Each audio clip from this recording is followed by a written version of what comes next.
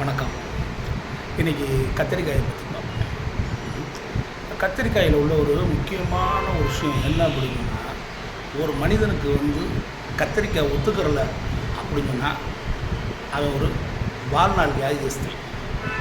எவன் ஒருத்தனுக்கு கத்திரிக்காய் எனக்கு ஒத்துக்கிறாது அப்படிங்கிறானோ அது ஒரு வாழ்நாள் வியாதிஸ்தன்.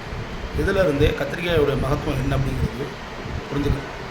எல்லா இடத்துலையும் எளிமையாக கிடைக்கக்கூடியது கத்திரிக்காய். கத்திரிக்காயில் பொட்டாசியம் அதிகமாக இருக்கிறதுனால இதயத்துக்கு ரொம்ப நல்லது. இதய தசையில் அது பலப்படுத்தும்.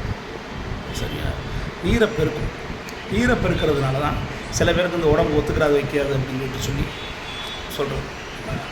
ஆனால் கத்திரிக்காய் இருக்கிறதுலே மிகச்சிறந்த ஒரு காய். அதை ராஜக்காய் அப்படின்னு சொன்னோம்னா கூட காய்கறியின் ராஜா அப்படின்னு சொன்னால் கூட அதை தப்பு கிடையாது. அந்தளவுக்கு மிகுந்த பலனுடையது. கத்திரிக்காய் பார்த்திங்கன்னா கிளைசிமிக் விகிதம் குறைவாக இருக்கிறதுனால சர்க்கரை வியாதி உள்ளவங்க எல்லோரும் ரொம்ப இதாக சாப்பிடலாம், அதிகமாக சாப்பிடலாம். இன்னும் சொல்லப்போனால் கத்திரிக்காயை பொறுத்த வரைக்கும் இந்த கருவாட்டு குழம்புல போட்ட கத்திரிக்காய் இருக்குதுல, அதோடைய சுவைக்கு ஈடு வேறு எதுவும் இருக்கிற மாதிரி தெரியலை. அதனால் கத்திரிக்காய் நிறையா சாப்பிடலாம். நன்றி.